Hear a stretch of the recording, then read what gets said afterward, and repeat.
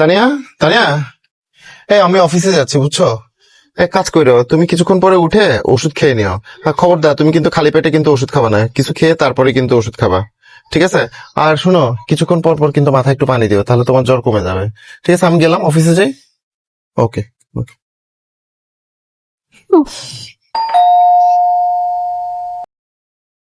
কি অবস্থা? সরি, আমি তো ভুলে গেছিলাম তোমার জ্বর। আসলে কি বলবো, অফিসের মধ্যে এত কাজের প্রেশার ছিল, তোমাকে যে ফোন করে জিজ্ঞেস করবো যে তোমার শরীরে কি অবস্থা, জ্বর কমছে কিনা, আসলে মনেই ছিল না। এখন জ্বরের কি অবস্থা, একটু কি কমছে মনে হয়? এখন একটু ভালো লাগতেছে? হ্যাঁ, একটু কমছে। ঠিক কমছে না? আছে, সমস্যা নেই, তুমি ফ্রেশ হয়ে আসো। আচ্ছা ঠিক আছে, ঠিক তাহলে আছে, তুমি আমি তোমার খাবার দিচ্ছি। আচ্ছা ঠিক আছে, আমার খাবার তো এই, উঠো হ্যাঁ। তো, উঠো তো, এই স্যুপটা বানাইছি। বুঝছো, না একটু খাবো চিকেন না, স্যুপ খাই না। খাবো উঠো, না, উঠো, উঠো। খাবো না, আরে না খেলে তুমি ওষুধ খেতে পারবে না, ধরো। অল্প অল্প করে খাও, ধরো, একটু খাও। খেতে হবে বুঝছো, নাইলে তো তুমি সুস্থই হবে না। অসুস্থ হয়ে থাকতে ভাল লাগবে? ধরো। মুখে কোনো স্বাদ নাই। আচ্ছা, আমি তোমার ওষুধটা নিয়ে আসি, ঠিক আছে? তুমি একটু বসো, আমি ওষুধটা নিয়ে আসি। ও, এই, উঠো তো, আহ, উঠো তো, ওষুধটা খেতে হবে। উঠো, উঠো, উঠো, উঠো। ওষুধটা খেতে হবে।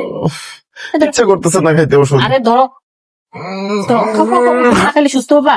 ধরো। হুম। দেখি, এখনো তো অনেক জ্বর আছে। আচ্ছা, তুমি একটু শো, আমি তোমার জলপট্টি দিয়ে দিচ্ছি।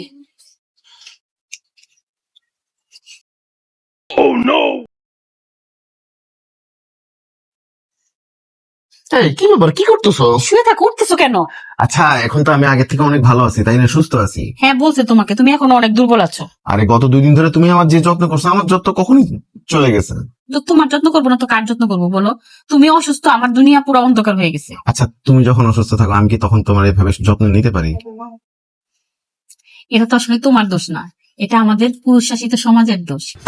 কারণ হচ্ছে, যখন একজন ওয়াইফ অসুস্থ থাকে তখন হাজবেন্ডের দায়িত্ব শুধু এতটুকুই থাকে যে ঠিক মতো ওষুধ খেও, ঠিক মতো খাওয়া দাওয়া করো, নিজের যত্ন নিও।